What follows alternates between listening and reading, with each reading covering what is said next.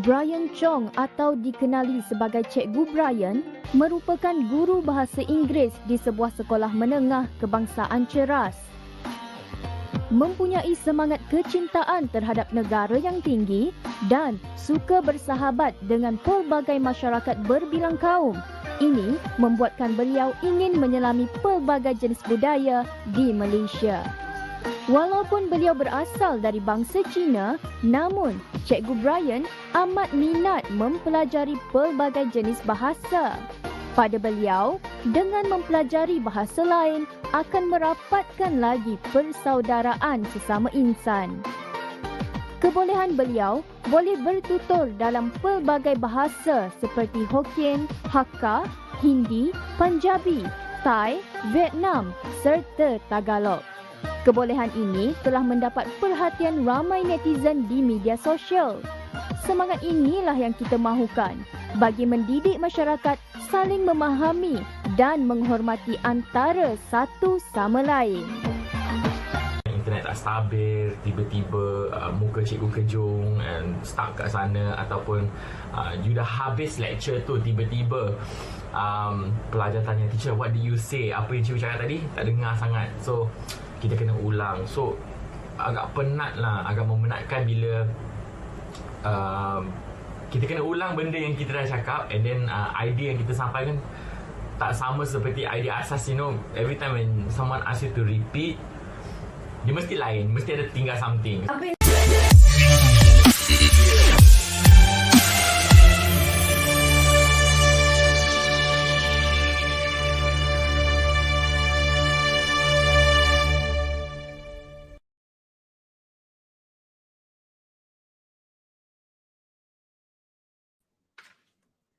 Good afternoon.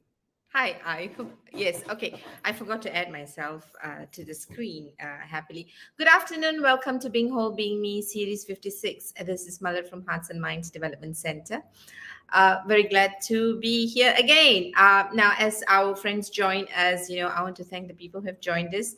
And specific thanks to Chris Anthony, who says, please accept my apologies as I'm unwell and cannot join you. Chris, thank you very much. I think it's very kind of you to put in this message. We'll miss you. But thank you very much. But get well soon. So before I invite the very famous celebrity teacher, as you have seen, Brian Cheong. I only know him recently, I think, but I feel like I've known him for a whole lifetime. For those who are listening, please know that we are on Spotify. So for those who can't catch us live, you can watch the recorded version either on Facebook, YouTube, or LinkedIn. And for those who are saying, I don't want to see Malara's face, I just want to listen to her voice, know that we're on Spotify, Being Whole, Being Me, and also our other program, which is Leadership in Flow. So we're very happy and excited that we're on Spotify. So if you just want to listen to what the speaker is saying and listen to maybe my voice, join us on Spotify.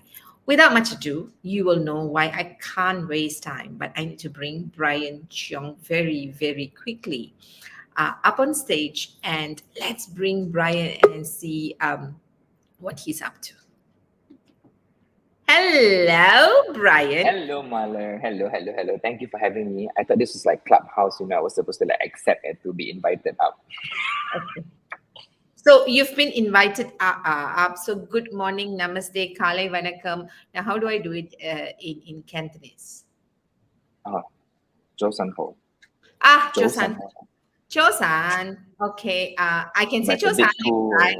But a bit too late for a morning, right? Yeah, good afternoon, right? So what is good afternoon? Normally we don't greet each other good afternoon. We just hello, that's it. Being a Cantonese person, we just don't greet. Okay, actually that's true, because even in Tamil we say kale vanakkam or male vanakkam, which is evening. Either morning or evening. Okay, we don't have anything in between. We don't do anything in between. So that we are clear. What about Punjabi? Punjabi is just they don't normally greet good morning or good afternoon. They just say sat sri akal, is greeting hello, how are you? Sat sri akal. Okay, and any other language that I've missed out? Of course you have Thai language, and the hello and all. they don't normally greet good morning. I think we Malaysians are the one that are more courteous. We greet good morning, like selamat pagi, tengah hari and all. But Thai language is almost like Sawadee and Sawadika for more politeness added to it. Oh, so you think they are more polite than us? Okay, I'm going to miss that one. I'm not going to do private things to say they're more polite. But welcome to the show, Brian. You know, I've been dying to bring you. It's just that I didn't know how to bring you and how to position you because you're all over the place and you do everything well. But before we go on, you know, this is the month of May. So I can't wish you Happy Mother's Day, but I can wish you Happy Teacher's Day. I think you also can wish me Happy Mother's Day because you know we are nurturing kids, so we're like mothers to kids. Let us do the job. You chill. You just be the teacher. We'll wish you Happy Mother's Day, okay? Now, everybody wants to celebrate everything, then susah lah, wey. Give us chance, okay? Even though Yeah, you right. do, my darling, you know, but you're not, you know, we're not going to share that with you. So moving Okay, on, let's Happy not go there. Mother's Day. I think you are one of the. I won't say actually to be fair. I think one of those things that I've been very very impressed about you is your passion wherever you go. You're on fire everywhere. I just pray sometimes that you don't burn out, right? But let's talk about you being a teacher because you are really, I would say, when I look at you, I'm like, oh, this teacher is really cool. And if I was a teenager, I would love to have you as a teacher. I'm not sure as a parent whether I like you as a teacher, but never mind. We park that aside. but if I'm your student and I know your students love you, right? And I've seen you in different spaces, playing different roles really really well, yeah, and I think being a teacher today can be pretty challenging, not so much as to the teaching, but you know, children have so much to deal with, right? So let's understand you a little bit. We saw this interview. We know you are, if you're not world famous, you're Malaysian famous, you know, the teacher who goes on TV. And you know, you have this amazing feel of what does it truly mean to be a Malaysian, right? And you're the celebrity teacher who's always posting and all of that, right? So tell us actually, who is Brian? Tell us a little bit about Brian that is not in the CV. Okay, No need, who is no. Brian? It's just like, who is Brian? Who is Brian? Okay, Brian is supposed to be a forensic scientist who developed a passion for educating younger generations. Basically, I was inspired by my Muet teacher when I did Form 6. So I did my Form 6 in Bukit Bintang Boys School. So my Muet teacher was the most giving teacher. Excuse me. The most giving teacher, the most loving teacher, and the most motherly figure that you could ever imagine. Wow. So she motivated me, and she actually, how would I say, instilled this passion in me to educate the younger generation, and like how she did it. Till now, she's still doing it, and I was so happy for her that recently she's won the McDonald's Anugerah Guru Terpilih. So that is something that, you know, she really deserves it for for a character that stands out. So I wanted to be like her, but I realized that, you know, if I were to copy her footsteps, I would lose my identity. And to build my identity and to incorporate that love and that care for the kids is to ensure that you understand the kids as individuals and not as how somebody else brands them or how somebody else labels them. So for me, I think that, you know, because you mentioned about, you know, it's difficult, and we do meet with a lot of difficult situations, especially when in and out of COVID, we had the online and the offline lessons. But the current generation that we meet now, they are very technologically savvy. So they are smart kids, but they lack in the emotional part. So these are something that you cannot learn online. Intellectual wise, they are up to date. They have facts, they have notes. You ask them to do something, do research, they're very good with it. But when it comes to being empathetic towards a person, how to feel or react when a certain situation occurs, there is where they will have to take time to think. And when they think, and that is where we as teachers come in, that's where I come in to help them evaluate, not fix a decision for them, but to evaluate so that they have a clearer perspective and make a clearer decision. So I think that is the most difficult part about teaching in the modern world right now, the current generation. Nice, nice. Well, I do think, and feel free to disagree with me, because like I need to compare. I'm probably a few generations ahead of you, so don't call me mummy. Uh,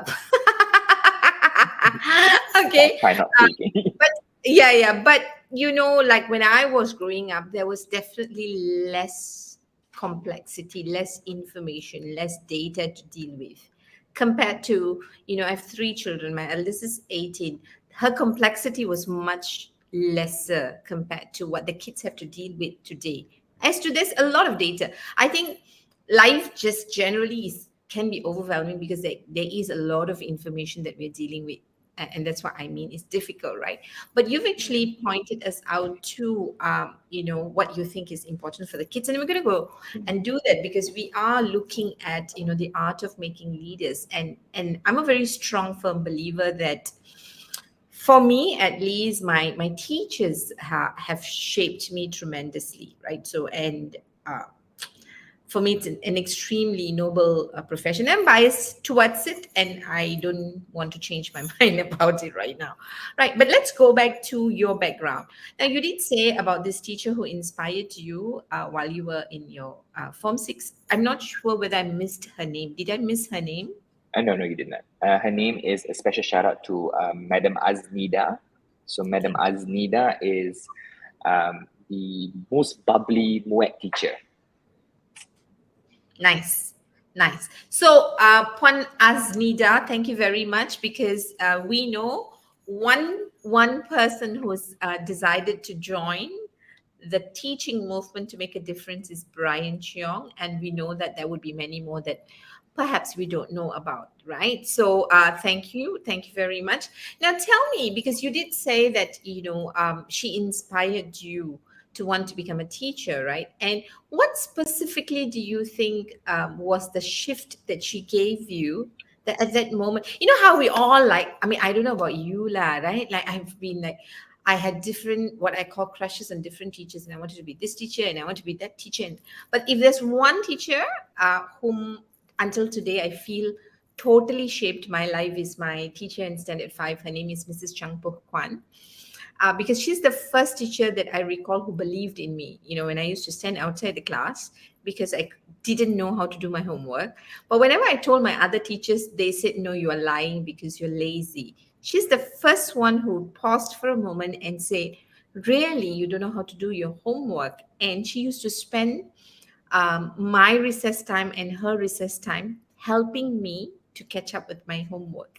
And that changed the course of my whole academic life from being the last bench student to going up to the top class.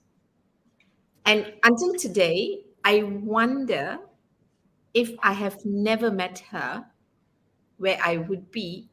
And that is scary for me, right? Good question though. I mean, like It's I never wondered that. Yeah. So I'm just wondering, what is this like? I know teachers give us gifts that we may not think. But what's that one gift that this particular teacher gave you that like made you say, I want to be like her? I would say, there are many incidents, but there's only one particular one that is most significant, that I remember significantly. It would be her endless amount of support. Whenever I want to carry out something, she would always support me when others would say no. Mm-hmm. She would always support me, but it was not like a blind support. It was just a support where she sat down and she would say, okay, let's think this through. What is the plan? She taught me how to think ahead. What would happen if it fails? What is your contingency plan? Right. So she will always tell me about planning, outcome, and also contingency. So these are the things that she would teach me. And she didn't, how would I say it? She didn't specifically pointed onto these three aspects. In her own way, she did not realize that she has pushed me into that way of thinking, because everything that she does, everything that I observe her doing, there is a cause, there is a reason. So when you have a cause and a reason and a strong belief that you can do it and succeed in it, that is where you have the force to pull in and, be persistent to, make it succeed. So that is something that I've learned very well from her. And she's a teacher that even if you can give her to any school, she will make that school well known. That is her power. That's her star power. Superpower lah. She's got Yes, that a superpower. superpower. Yeah. So and I what I'm hearing from you and what I'm probably concluding is that I don't think she was like that with you, but she is just like that. And everywhere she goes, she's just like that, right? Because because of the whole person she is, right? She cannot stop. And what I'm also hearing from you is what the gift that we are talking about that Cikgu Azmina gave you is really helping you to be empowered, to think well, to make the kind of choices that you wouldn't have arrived so well and so clearly and so quickly if you didn't have her guidance. So she was a true guide to you, and that you Yes. appreciate, and you seem to have a role model her, because I know that's what you're doing for young people. So thank you, Chegu, and thank you, Chegu Brian. Now, just now you very quickly had mentioned about, when I say complexity in for the young people today or children today, right? And you said that you feel like what they seem to be challenged with is really what I would call as emotional intelligence, right? Now, what are you seeing? So first, maybe you can tell us a little bit about your background as to what's your education background, right? One, and because I do think you have different insights. So one is your education background, and then we'll go into how that probably might be shaping the kind of wisdom you're bringing into your room. Okay, so of course, I have 2 degrees. My first degree is a biochem major and a psychology minor. My second degree is a language and literature in education and a counseling minor. So when you incorporate the whole psychology part, putting off the biochem part, because to me, I just lost interest in that. I just wanted to focus on kids and teaching language and the fun of using language. So using the psychology and counseling aspect in my degree to help students really understand language and literature and how to express themselves in words, that was what made class impactful. Okay, so expressing yourself is something that, like I said, these kids have very difficult, they put themselves in a difficult situation because they have been fed with a lot of inputs from everywhere, from every social media. So like, I'm supposed to react in this manner. When this happens, I'm supposed to react in this manner. So it is sort of like a quick copy and paste reaction. Right. But it's not as something that I would go through my mind and process it first. Does it tally with my heart? Does my heart say, okay, is it a green light to go? Then that's how I react.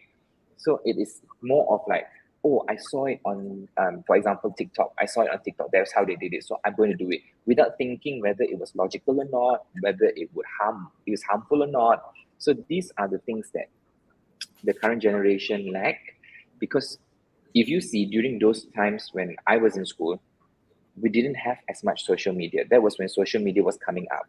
So what we had to do was we had to experience it in real time. If a friend backstabbed you, it would be in your face.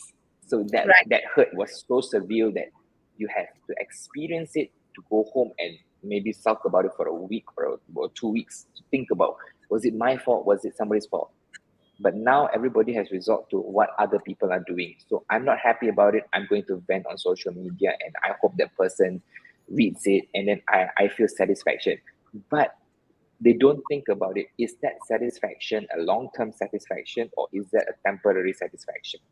So what do you gain from venting and, some people even shaming the other person? So that's where cyberbullying takes place. And that's where it happens.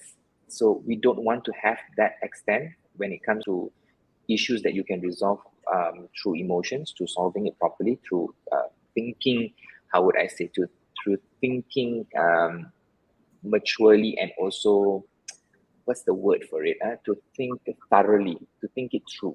So kids need to think things through before reacting to something, not based on what they have learned or what they have watched or what they think is suitable. It needs to go through their conscience and say that, okay, if your conscience is clear, then it's something that you've got nothing to be afraid of. So it still goes by the old saying that we used to have, berani kerana benar, takut kerana salah. So if your conscience is clear, you're doing something that is, with a clear conscience, you've got nothing to be afraid of. And I think that's how we move on. Yeah. So what because I'm always trying to differentiate in terms of language, right? What I am getting is that, so if I differentiate the wisdom of the head and the wisdom of the heart, children today, because they are so exposed to so much of information, they actually have a quicker updated processor, which is faster, if I can use the computer language, right? And what happens then is that they're dealing with a lot of data here, and they think that this is life. So what I watch on TikTok, what I watch on TV, what I see on Insta of what my peers are doing, what people whom I admire are doing. So I am actually role modeling them. We know that we learn through mirroring and role modeling the most, not by processing. So what we're doing is that we now have different various type of role models, right? And these role models, for me, they're very enticing because they're popular, they're celebrity, and there are all sorts of things going on.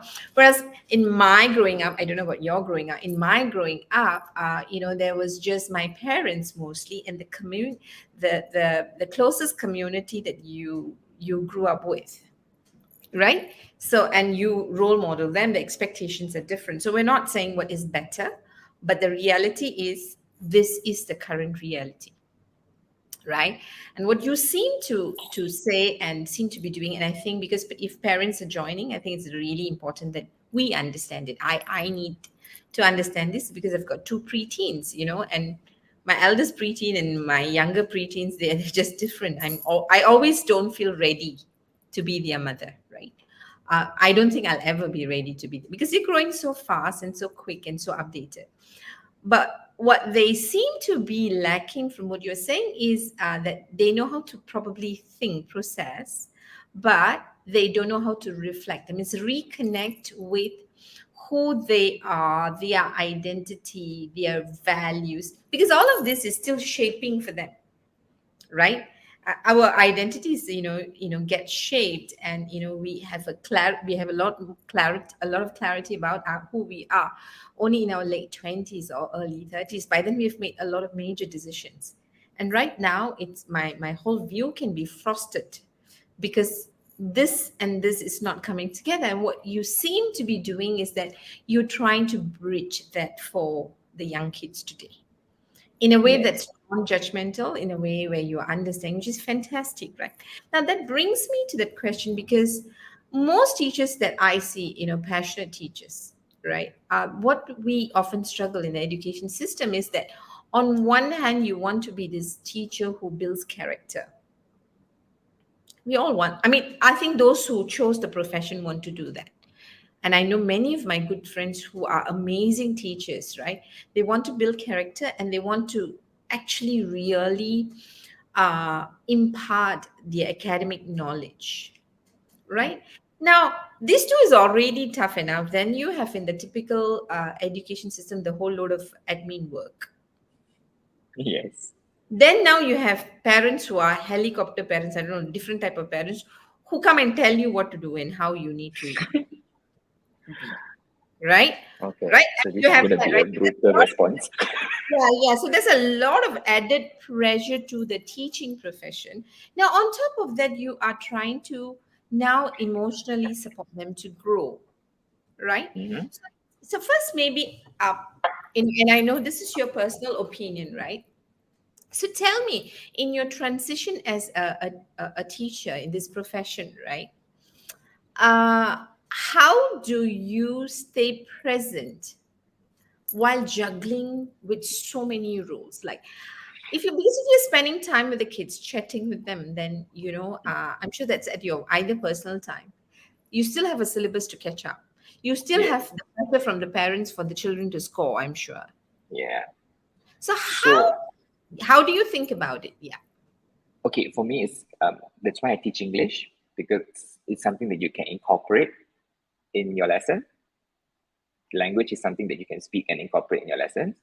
Um, Juggling the role, it's normally to just have a very transparent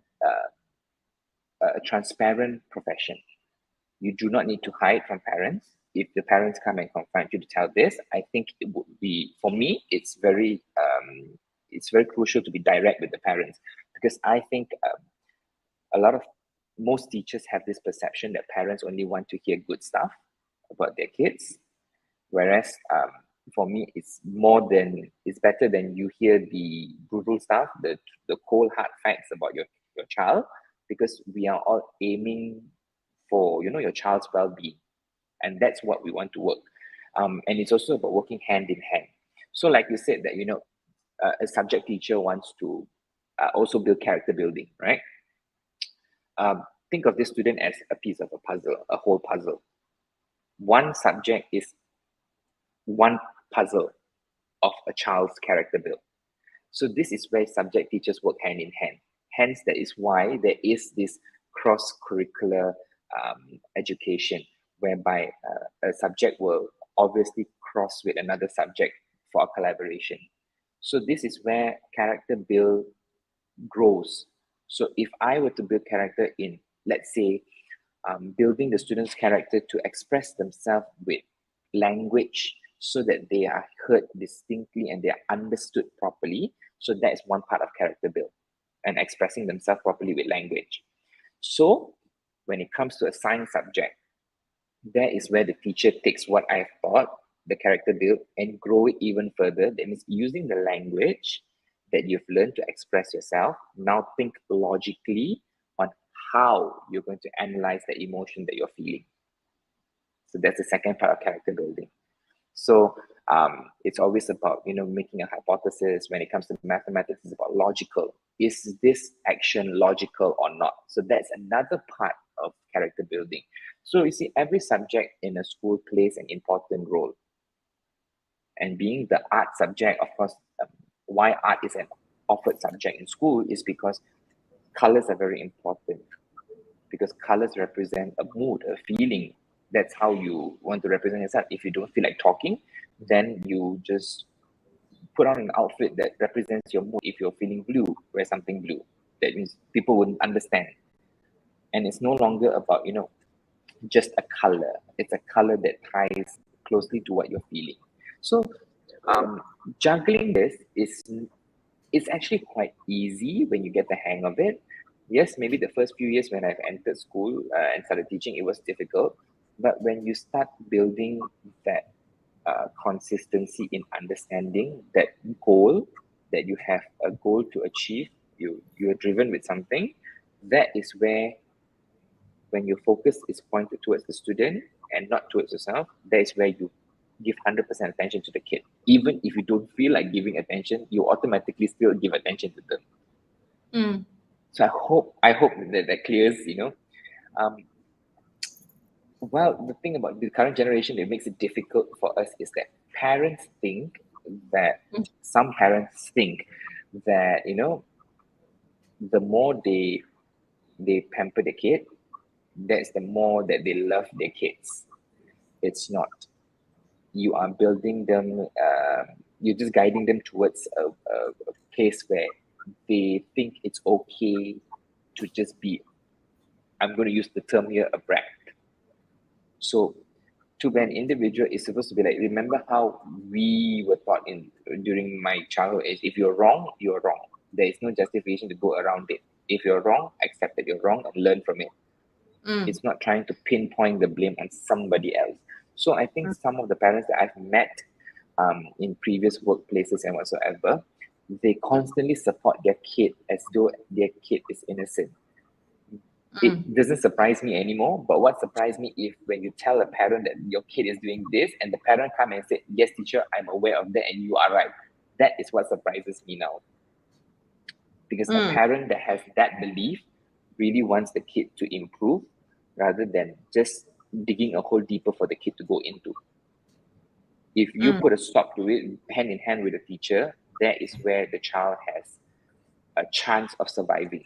If you keep pushing and pushing and saying that it's not the child's fault, let the child grow. Because I have met with parents who are so in the 21st century belief that let the children grow at their own pace and this and that. Yes, it's true, you let them grow at their own pace, but you still need to have a little guideline to guide them. You cannot let them grow blindly. I have had parents who say, no, let them grow, it's okay. If they don't read at this age, it's fine. If they don't go to school at this age, I said it's not. You are way back. So you're actually putting your child in at great risk of becoming someone great. So I think, partially when we talk about emotion and how we're shaping a leader, those days, like what you said, our emotions are more, we feel it, we are able to experience it. Now emotions, in this century, the emotions have become technical. The emotion is technical. I don't know whether it applies to your generation, but my generation, emotions were 50% explainable by words, 50% just unexplainable, that kind of stuff. So if somebody asks you how are you feeling, there is no distinct word for it. You will always tell, I'm feeling like this. But when you ask a kid now, like, how are you feeling? It's a technical word. They'll just say angry. But to what extent, you don't know. Or they're sad. Are you sad? Are you mundane? Are you mellow? Actually, So that kind of stuff. I'm gonna butt in. Hi, Harjit. He said so through Brian. Thank you, Harjit, for agreeing with us. I'm just gonna make an announcement. I'm not sure whether they're gonna hear. We're having a bit of problems with LinkedIn, and we're gonna post the YouTube link, and then we'll share it again here and later. Hopefully, it comes through. But for those people, so we're only interacting right now with people on Facebook, unfortunately. So that's that. Rencana tergendala, okay. But I must say, Brian, that this is such an important conversation, and I'm sure you're going to agree to do a podcast with me on this. But I don't, in my experience, I find that it is not just the younger generation or the children who are as experiencing this. I work, the work I do, I work with adults, right? I think even adults are experiencing very similar issues because, and my take on that is that we think that feelings or emotions are cognitive alone, right?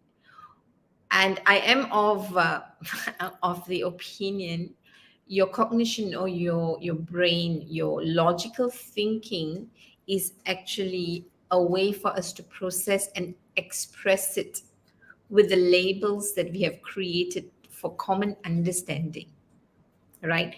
But I think where emotions are concerned, what I find that we're not in touch is what's happening within us. The somatic experience, the physical feeling is what we're not able to connect.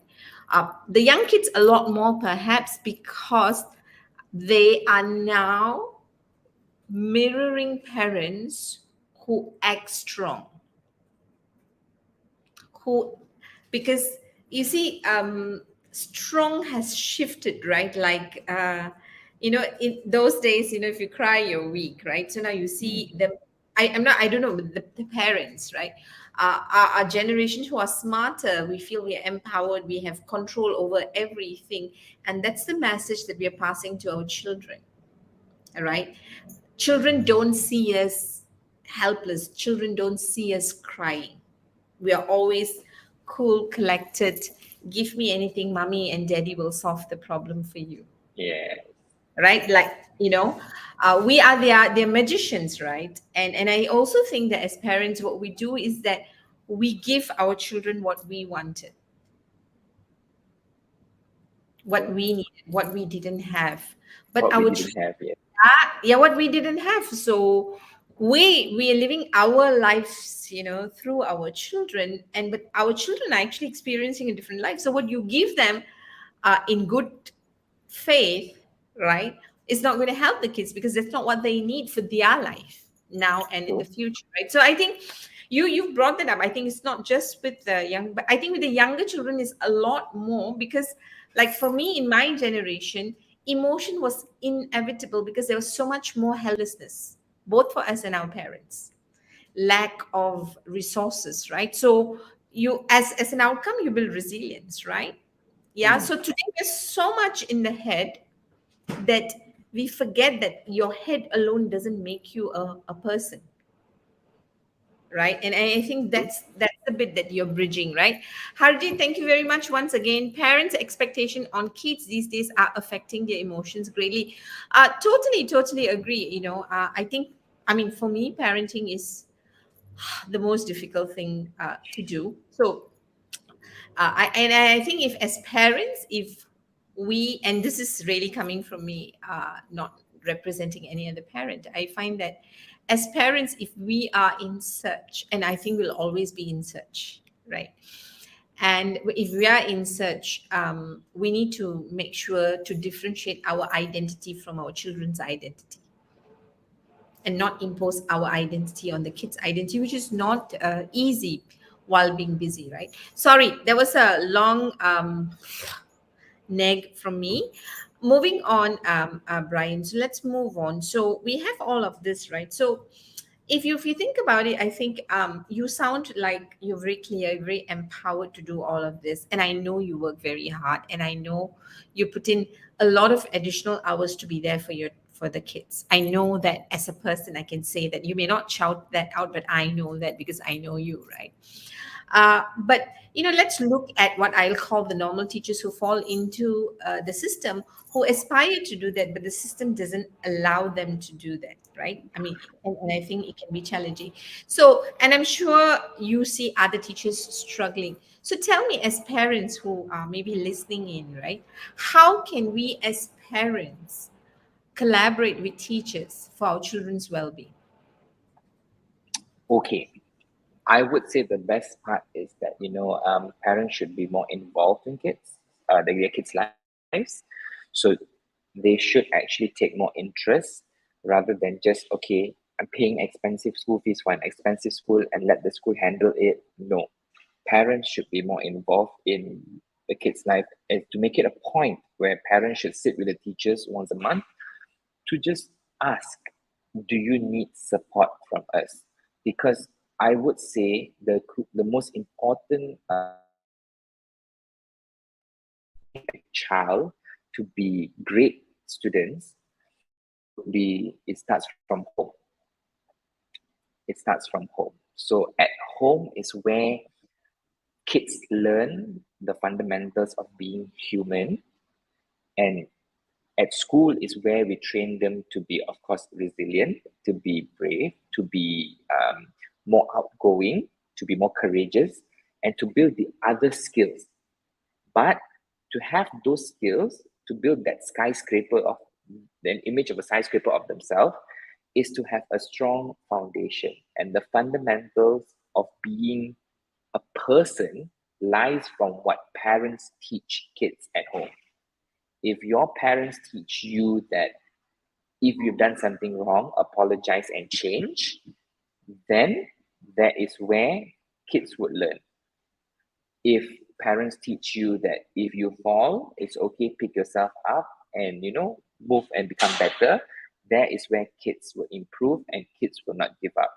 But if you tell your kids that, oh, it is their fault, this is what you need to become, this is your future, your occupation, this is what I'm setting for you, then your kid will never have his or her own identity. Your kid will always be living in your shadow. So as parents, So you seem to giving us two conflicting feedback. go on. Okay. Yeah, conflicting feedback. And I know we need a balance. We need to figure out our Yeah. balance. That I get it, right? So on one hand, just now you said, parents are overprotective, right? We don't let our children live our life. Now you're saying, parents need to be more present, to be understanding, right? Mhm. So there seemed to be a conflict because on one hand, we think that we need to control everything for our children, Okay. make the choices, Okay. and basically not let them live, right? Yeah. Basically No, live no. the life. Actually, I understand the point you're saying, but what I'm trying to say is that you being overprotective is like telling them not to do this, not to do that. Being Right. present is if they come and tell you something, don't shut them off. Just be there to listen, so that you are aware of your child's growth, but letting them grow at their pace, not Mm. restricting them from doing, like saying no. I know that this is a bad outcome. Let them experience it. If let's say it is their first time going out with friends, okay, I know all parents will be paranoid if the kids go out for the first time. Parents will say, no, you cannot go, must come back before this curfew. Yes, you set a short limit, but if they break that curfew and they're safe, let them be. But if they break the curfew and touch wood, something happens, they get mugged or something, for example, you as a parent there and then is a support system for them. You would say, okay, so this is what happens. So the next time, if you ever occur this, you know what to do. So it makes you become more aware, become more careful. So you are supposed to change every incident that happens into a lesson learned, A not learning change experience in a life. learning experience in life. So not take every experience that happened as a point for um, them to fear you, for them to fear the world. No. So never use that as a blackmail object, because parents will always. I know that my parent used to do it. One of my parents used to do it. You see, when you went out, this is what happened to you. Are you still going out like that? So instead of that, I would say that it is important to be a support system, to be present and to be supportive of your kid, but not controlling and overprotective. It's okay to let your kid fall. It's okay to let your kid experience life, because at the end of the day, it's them building their life. If they were to be in your shadow, how are they going to pass on what they've learned to their next generation? So that's what we need to think about here as parents. So, and how does this shape our children as leaders? Because what you're Okay. saying is really, for me, I understand, but that there are parts that's really difficult, right? Is to there are parts that's really difficult in the sense that okay, I'm going to. So if my kid comes back after the curfew, I will just go back to the agreement and say, what did we agree? Let's keep to the agreement and tell me why you can't keep the agreement, because we agreed together anyway, right? I won't go like okay, and if my kid came back injured, I will support first, but later I need to have a conversation with my kid to say, let's look at whether you've reflected upon it, right? Because I think kids generally, when you don't when I say kids, just don't mean the age. I think we need to acknowledge that we lack the experience to make right choices. We are not ready to make those choices. We may think we have everything, but we don't know until we face it, right? And the reason you have guides and guidance and mentors and parents is because we have lived experience. We are able to sometimes foresee rightly or wrongly, but it's protection in place, right? Um, and I think that there is a fine line that you're walking between how much to let go and how much to hold. And that's individual preference and whatever not, right? But tell me, because one thing that's consistent with you is we're talking about teaching being the art of making leaders, right? How does character building, staying true to emotions, and helping them to make mistake, helping them to fall. As parents, you're watching like, I mean, like what you said, if they get injured, it's fine. But I'm scared not just at injury, but I'm looking at permanent disability. If I know the fall is an injury that they can recover, I'm happy to sit beside them. But I'm always, as a parent, worrying, will it be an injury or would it be a permanent disability? Because the risk is too much for both of us, right?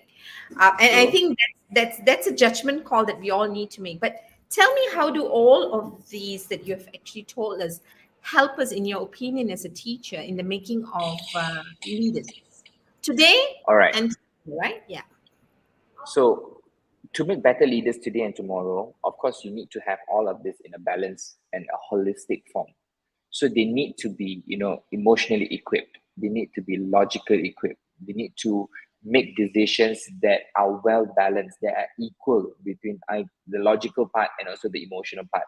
So if I were to, for example, if they were to be, let's say, not leaders of the country, leaders of an organization, as a boss, if this staff is a capable staff, but this staff is going through something emotionally, are you going to pressure this staff and get this staff to produce more work, or are you going to find somebody to help ease the burden of this person, to learn and share this person? So being leaders, you will become more aware, you'll become more sensitive towards your surrounding and what's happening. So even as leaders of family, then you'll be more aware of what's going around in your family. For example, if you become leaders in a family, you'll be more aware, like, okay, my child is going through something. My child may not be speaking to me about it, but I know my child is going through something because my child is reacting differently to something that he or she usually laughs to. Or this is when I mentioned this particular topic, my child has a sudden anger towards it. So it makes you become more attentive. It makes you become more aware of your surroundings and what's happening. So I think that is a very crucial fact and a point that we all need to emphasize on becoming leaders, to become attentive and not be blindsided by things that we can see. So being leaders, having that the emotional quotient within you, having the ability to turn your, how would I say, technical emotions that you learn from the current social media and relate it to your beliefs and try and rationalize it and clearing your conscience while rationalizing that technical emotion that you learn will help you become a better leader. Even in students, they will be able to comprehend better. They will be able to have a discussion amongst themselves like mature adults. For example, if I were to give them a situation in my class, this student A would say, okay, but my belief is that, I'm doing this way and I don't find anything wrong with it. And then student B is able to point out freely, saying that, yes, but we need to think of the consequences. Instead of becoming an argument, this becomes a very healthy debate, whereby at the end of it, the goal is that they agree to take in some points and let go of some points, that kind of thing. So I think that, that's crucial as leaders. Right. I'm just going to, for fun, challenge you. Because what This is where I get scared. no, I think this is fun because you gave me a trigger point, right? Where you say, we want kids to think maturely like adults. And for me, I think we all should be able to think our age, and that's good enough. I think our main problem is, especially with the younger generation, is because they can intellectually express themselves like adults, it doesn't mean emotionally or holistically in terms of life experience they're ready to show up as adults. And I find that even with the young leaders in organizations, that's the pressure that they get. There's only so much you can grow, because your total life experience is how long you've lived and what did you do during your living time, right? So I just wanted to challenge you and ask you, why should children be like adults? Okay, children should be like adults. Actually, funny question. I did tell my kids about this, I think 2 days back, I did ask them, because they asked me this question, teacher, why is every teacher telling us to be more mature, be more like an adult and this and that? So I said, okay, let's take time to reflect and think why. So I think I have the answer for you. Children who are able to think like adults, who are able to behave like adults, will prepare them to become better adults. So that they experience it and they know it doesn't work. Sure, by behaving like adults, do we become adults, or do we give away our childhood? No, actually, by becoming adults, they actually have learned to incorporate being an adult with a sense of youth. Whereas when the previous generation, when they have matured to become adults, you would see that there is a gap, that they have lost their childhood, whereby you see some grown-ups are now looking for their childhood, they're backtracking time to do fun things like when. So the current generation now is that to experience things and be like adults, but when they say be like adults, is the current generation's adults are not like how the previous generation adults are like. The current generation adults are just making logical and more sustainable decisions where they can still have the fun, but they think ahead. They will still have the fun, but they think ahead. What would this bring me an outcome? Am I going to be, is my time wasted doing this? Or am I going to learn something beneficial from it? Because these kids already were born mature. These kids were already born mature. They already had the mature thinking. It just needs to be guided into a direction where they are able to apply the maturity and come up with a solution to what doesn't work. So yeah. Okay. No, I'm going to disagree that children are born matured. I think children have always been a clean sheet of paper. But I think Why? what kids today are born with is an updated version of a software from the previous generation, right? Less bug software. Yeah, I'm not sure about less bug. I'm not sure, but I think it all depends. But I do think that kids today come across a lot more intelligent, right? Because of the updated version they come with, right? And I'm a very strong believer that the reason they were updated is because the previous generation made way for it. All right. So I want you to. Oh, Vani, thank you for joining us. Vani is who home educates her children, so she's got very strong views, and I love her views. So, Brian, tell us, what does it mean to be adult in a children's world, in your opinion? In my opinion, to be an adult in a children's world is to be able to let go.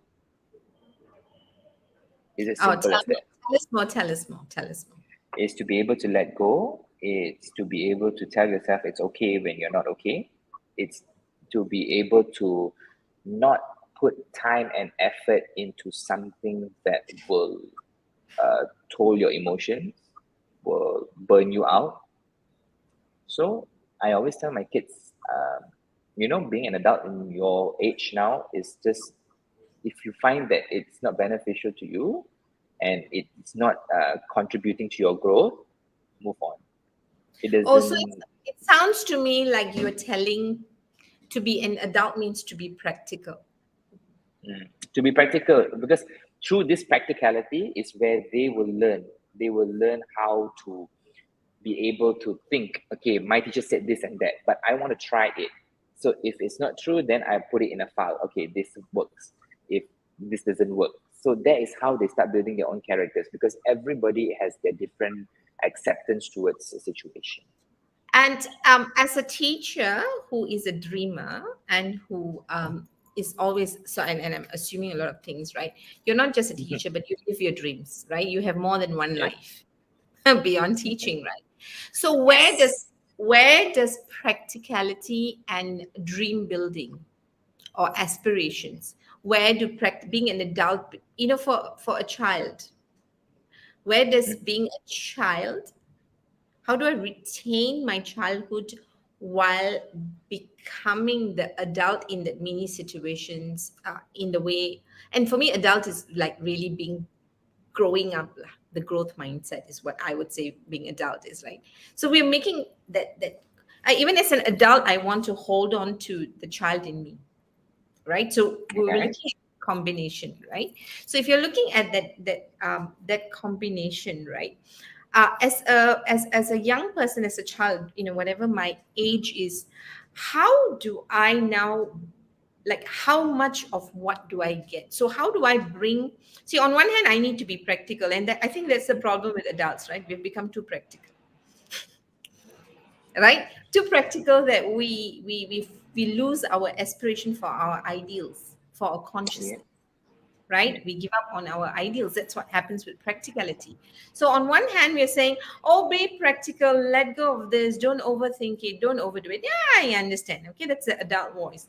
But the child voice is, we know most supernatural things were done because they had this childlike curiosity to keep trying, to know where their personal limits are, right? So how do you bring the both worlds together? For me Right. personally, okay, let's put myself lah. Like you say, you have the voice and saying that, okay, you know what, let it go and this and that. For me personally, how I gone through it was, if I want to go do it, I'll do it. If I like it, I'll continue doing it, rather than to be curious of how it had, what would happen, or to make an assumption about it. Go for it. Whether it's something like to be on TV for the first time, to be on social media for the first time. So for my generation, there was when social media first came in. So of course, I had that skeptical part of me that says, it's okay, it's just something that is not important, it's not beneficial, this and that. But a part of me, the young part of me, the child in me, was curious to find out what was in social media. So I said, okay, just do it. If I like it, I'll stay on it. If I don't like it, I'll just move along, that kind of stuff. So it's to experience it, to go through it, rather than to live a life full of doubt, rather than to live a life full of, I think this is going to happen, rather than I know that is what's happening because I have been through it.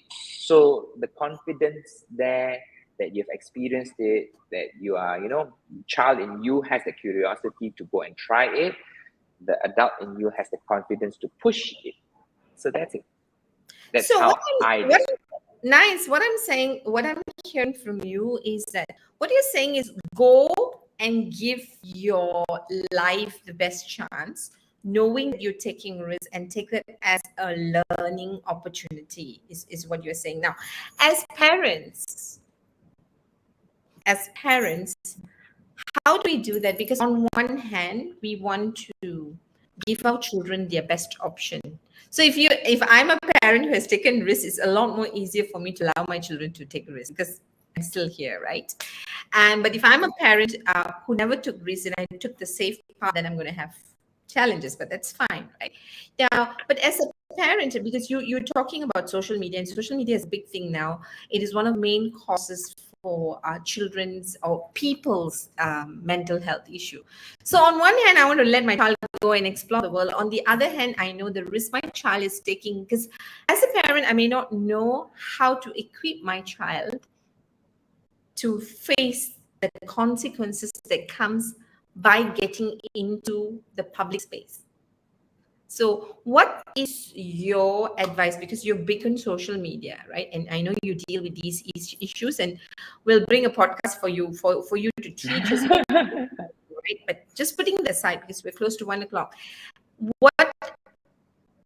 how do parents deal with their own fear about letting go of kids into the social media, explore it, and when do we pull back and how do we get educated? I think the only fear that occurs when parents hear the word social media in kids is the fear of not being able to catch up. That is Sure. the only fear, right? So I would say is that be the system for your kids. When you ask them, answer them maturely. You don't look down on them like they're dumb. You don't look down on them like you have more power. No, it's a learning experience. So when your kid learns from you, it's like when they see something on social media and they want confirmation, they know that they can come to a parent that is open enough to have this discussion with them, to be open, to have this discussion, to be vulnerable, to have this discussion, to put the fears aside, because your fear is that you're not able to catch up with your kids. But when your kids start sharing with you, it is opening a glimpse of their life in your eyes. So that is where you need to open up your heart and answer them as truthful as possible, so that it's a learning for them and it's a platform for them to lean on in Nice. you. Nice. So we are really, as parents and teachers and whoever we are in the community, supporting young people, whatever young means, from the time they're born, right? From like you, right? I mean, there are always people younger than us, right? And so kids could be any range of age, right? Not just in age, but in terms of what we're exposed to. And what you are saying, and I think this is a very important point you've made, Brian, which is what I'm hearing from you is treat children with respect, is what you're saying. That means don't judge Yes. them, be Yes. in their space and look at it from their point of view and see how best you can actually support them. And what you seem to be saying is that if you do that, then your children are likely to be more protected. Yes. I think Yes. because a lot of parents are blinded by the fact, because I have parents who come to me and say that, oh, my kids always share problems with their friends. They don't share it with me. That itself is a statement of solution. So what do? Be their friend. So how do you be their friend? It's just to be open and have a conversation with them with no Nice. judgment. Nice. As much as I say that I'm going to, I tell my children, be my, I will be a friendly mother, but I'm not your friend because I'm supposed to be your mother. Because you have enough friends, but you only have one mother. And one of those things I tell my children, wrongly or rightly, is this, right? You can have all the friends in the world, but know that I'm the only one, the parents, right? Mommy and daddy are the only one who will stand by you whatever happens. As long as you know that you can talk to me about anything, I will respect it. But I am not your friend. It's one of those identity I needed to anchor. So I'm not disagreeing with you, but I tried being a friend, but then I realized, you know what? I'm not going to join the crowd. I'm going to be the one person that I can be, and I will be till I die, right? So, and that's motherhood for me. So, just wanted to Mangadela tell you about it, but I want to read to you what Nimala has said, because I think it is the reason I'm very happy to have you in the show. That's almost ending, is that you have a different perspective and you really understand the soul of a young person. Right. Nimala Bhaskaran, Dr. Nimala says, hey there, good day. Interesting discussion. I believe as a mother of a young child that children should live their life being as much as a child as possible. Yes. And I think Brian also had agreed with that. Why try be an adult as a child? Yes, I think I was just trying to pick on him because he used the word adult. And I think, again, definition of what it means to be an adult. Yeah. In the way we use it. When adults have more often than not nowadays forgotten how to be curious, fun, and childlike. Right. Thank you, Brian, for giving us an interesting perspective on how to deal with the difference in emotional balance and influence on social media and data overload in the life of the current generation. Okay, she ended up with a compliment for you, so lucky you. All right. Before I end, I want to just say hi, Louise. Thanks for joining us from a different part of this world. Vani, thank you for watching with us. Gerald, yes, we missed you because we didn't have all the hard questions for Brian. Thank you for joining us. Harjit, thank you very much for joining us and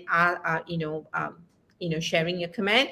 And Chris Anthony for really being here and telling us what you think that you couldn't be here. So thank you very much. Now, Brian, before we end, right, what are your aspirations for the young Malaysians that we are grooming who will hopefully lead the country? right? This is a So difficult how, one. yeah, I know. That's why it's the last question, and I'm sacrificing my rapid fire. So let me rework the question. We want Malaysian leaders to lead Malaysia, to lead other Malaysians, right? So what can we do to groom our children to be the Malaysian leaders for the Malaysia that we want? To be Malaysian leaders, to be the leaders that we want, and to be the Malaysian that you are, is to put differences aside, to focus on goal, not focus on personal uh, personal winnings, or I do want to be popular for a certain group of people. No, be an icon for all, which means putting all the differences aside, not taking into account um, the sacrifices that you've made and whatsoever. Just focus on what your main goal is. Your main goal should be something that is general and it covers a wide scope of people, not a specific target group. So I think with that, that is how you aspire to be great leaders. And Nice. lead. I think I summed it up.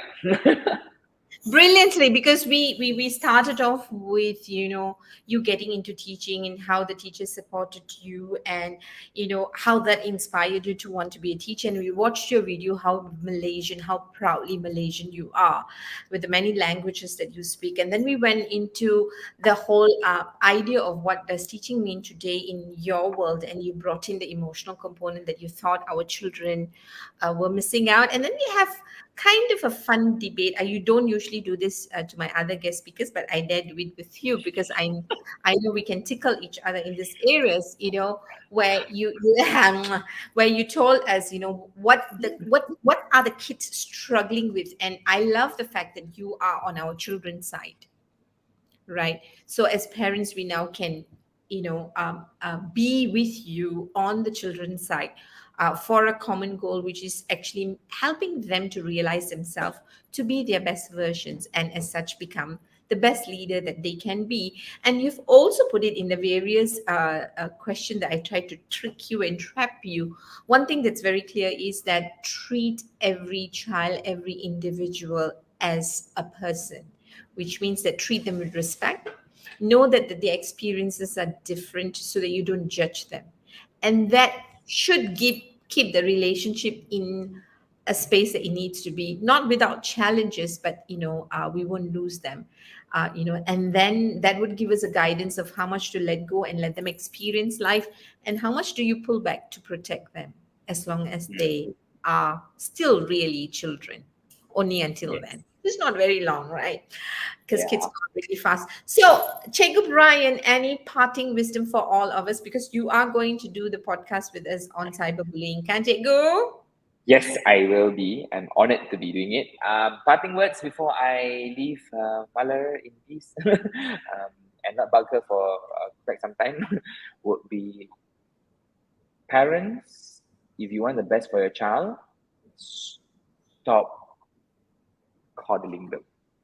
It's time to let them go. That's how they will grow. Nice. Respect them equally and they will respect you, because respect is something that is earned, not something that you demand for. Nice. Okay.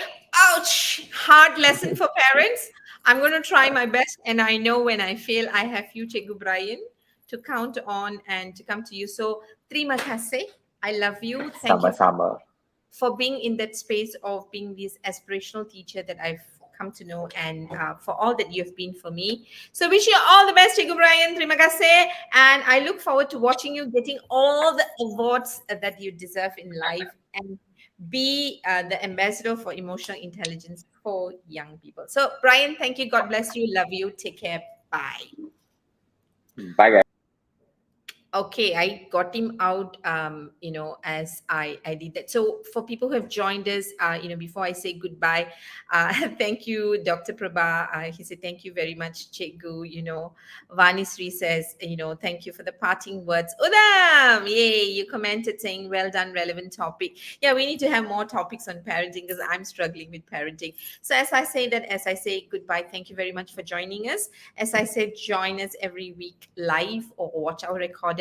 We're also on Spotify. Look for us on Being Whole, Being Me, or Leadership in Flow for more input, as we are bringing in podcasts that's not live, and we're bringing in more content with wonderful people like Brian. So with that, before I part, thank you very much for being with us. Stay safe. And next week, we have a mother who has chosen to equip herself with career coaching because she has decided that she wants to help children or young people or anyone who's making a transition. So join us for what I would say a really interesting career coaching topic. Till then, stay safe. Bye. Signing off. This is Malin from Hearts and Minds.